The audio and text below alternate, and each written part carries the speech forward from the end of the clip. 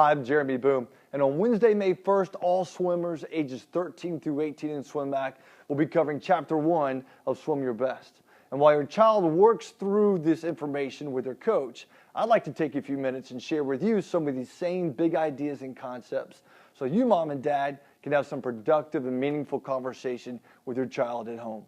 Chapter 1 of Swim Your Best talks about self-identity, and here's the big idea. You can't outperform your self-identity.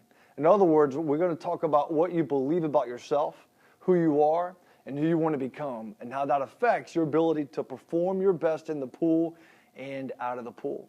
So your child will work through some specific exercises throughout the book. It's really a workbook that focuses on some self-awareness, self-reflection, and most important, self-discovery.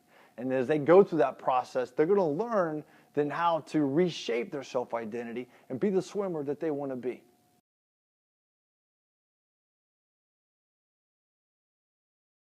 But here's the catch. You, mom and dad, also greatly influence your child's self-identity, both as a swimmer and as a person. Let me give you an example.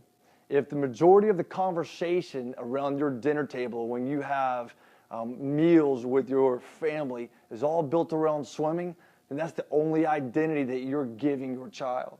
And what happens if your son or daughter gets hurt and they can't swim? Oops, now you've got nothing else to talk about.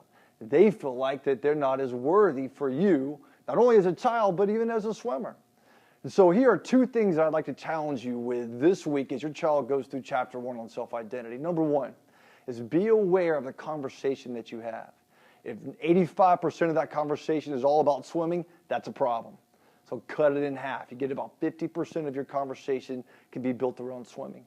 And number two, be aware of the labels that you give when you have a conversation with your child. For example, if you have a very talented U12 or U13 swimmer, and they're very successful right now, and then all the labels you give your child are built around swimming in college and winning a national championship, making it to the Olympics, that's an identity that you're giving them. And again, what happens if they get hurt? What happens if they get burnt out and they don't want to swim anymore? They don't want to tell you because they don't want to disappoint you. So be aware of the labels and watch the language. They can talk to you about swimming as much as they want because guess what? It's their sport. But mom and dad, you only get 50%. Next time we come back, I'm going to talk to you about Chapter 2 that we're going to cover in Swim Your Best.